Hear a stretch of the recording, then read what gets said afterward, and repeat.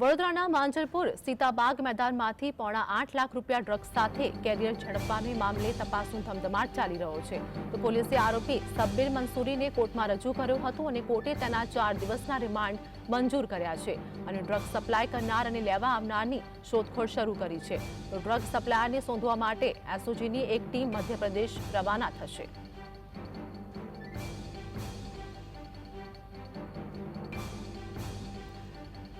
સંવાદદાતા રૂપેશ અમારી સાથે જોડાઈ ગયા છે. વડોદરામાં ડ્રગ્સ માફિયાઓ ઉપર હવે પોલીસ દ્વારા સખત કાર્યવાહી, શું હાલની અપડેટ?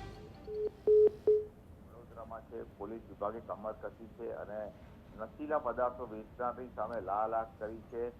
ત્યારે જે રીતે એસઓજીએ ઇનપુટ્સના આધારે મધ્યપ્રદેશથી વડોદરાના માંજલપુર સીતાબાગમાં ડ્રગ્સ આપવા આવેલા કેરિયર સબીરને ઝડપી પાડ્યો હતો. હવે આ સબીર અહીંયા વડોદરા આવીને કોને ડ્રગ્સ આપવાનો તો કોઈ ભાવ નામના વ્યક્તિને ડ્રગ્સ આપવામાં આવનાર હોવાની માહિતી મળી છે.